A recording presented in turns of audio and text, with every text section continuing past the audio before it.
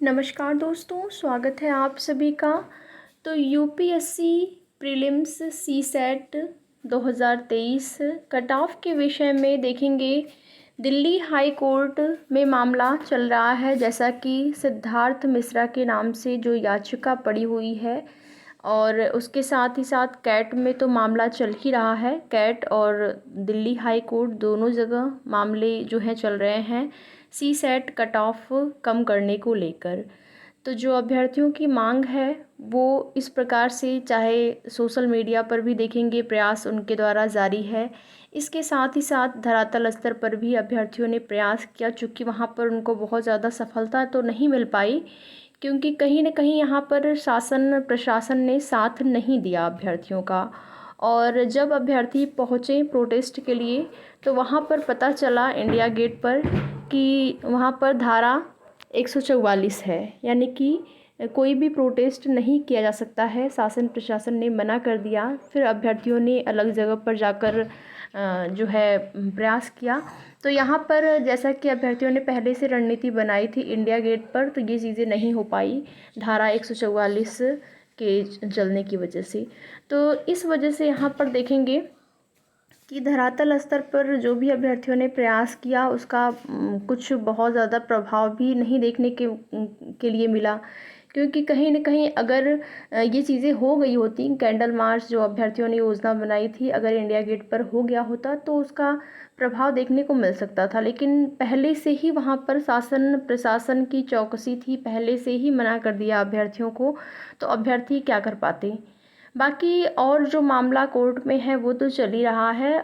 इसी के संबंध में यहाँ पर आप लोगों को वीडियो बनाकर यही सूचना देनी थी कि अभ्यर्थी लगातार यही पूछ रहे थे कि दिल्ली हाई कोर्ट का मामला कब तक सुना जा सकता है।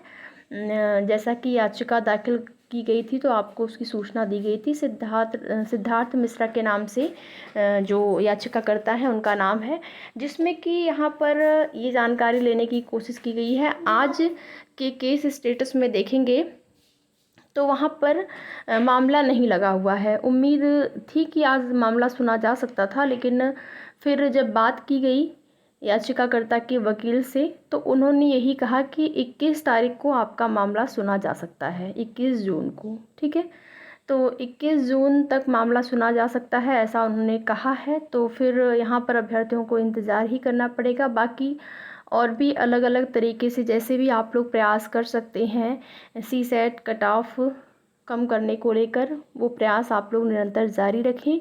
जैसे ही कोई कंफर्म डेट होती है सुनवाई को लेकर, वैसे आप मान के चल सकते हैं।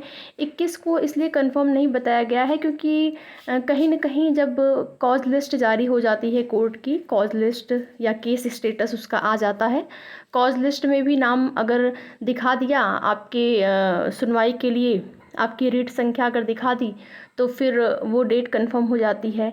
या फिर केस स्टेटस आ जाता है तो बिल्कुल कंफर्म हो जाता है। तो केस स्टेटस नहीं आया हुआ है, इस वजह से यहाँ पर ये डेट हम कंफर्म नहीं मान सकते हैं। वैसे जो वकील के द्वारा कहा गया है, तो आप मान के चलिए कि 99% चांस है कि 21 को सुनवाई की जा सकती है। इसीलिए यहाँ पर देखेंगे थंबनेल में मैंने कंफर्म के बाद यहाँ पर क्वेश्चन मार्क लगा दिया है कि अभ्यर्थियों के मन में सवाल था कि सुनवाई हो पाएगी कि नहीं। तो आश्वासन मिला है, कहा गया है कि 21 तारीख को सुनवाई आप लोगों की हो सकती है। तो आप लोगों को 21 तारीख तक का वेट करना चाहिए। बाकी देखेंगे कि परीक्षा का कठिनाई स्तर वो तो सबको पता है कि पेपर का लेवल, या फिर कहें कि आपका आउट ऑफ सिलेबस क्वेश्चन आया हुआ था, ये तो बिल्कुल तय चीज़ें हैं कि ये दिक्कतें अभ्यर्थियों को हुई हैं। ठीक है, भले ही यहाँ पर 14,000 प्लस अभ्यर्थियों ने प्री क्वालिफाई किया है, प्रीलिम्स क्वालिफाई कर लिया है, तो वो तो मान लीजिए अच्छी बात है। फिर अगर यहाँ पर सिलेबस के अकॉर्डिंग आपका पेपर जो है वो आया होता तो ज़्यादा से ज़्यादा और भी अभ्यर्थी यहाँ पर ऐड होते। हो सकता है कि 14,000 प्लस हुए हैं, तो हो सकता है कि उसका 2 गुना अभ्यर्थी जो होते हैं वो प्रीलिम्स क्वालिफाई कर लिए होते। तो इस चीज़ को कोई भी नहीं नकार सकता है कि परीक्षा जो पेपर था आपका वो आसान था या फिर सामान्य था। सामान्य भी नहीं कह सकते हैं, क्योंकि 10 से 12 प्रश्न ऐसे थे जो कि एकदम बाहर से आए हुए थे, आईआईटी के प्रश्न थे, आप सभी को पता है। तो ये चीज़ें तो बिल्कुल कंफर्म है कि अभ्यर्थियों के साथ अन्याय हुआ है। अब देखना ये होता है कि शासन प्रशासन की तरफ से क्या जवाब, या देखिए जो कैंडल मार्च की अभ्यर्थियों ने योजना बनाई थी वो इसीलिए बनाई थी कि शासन प्रशासन तक बात पहुँचे।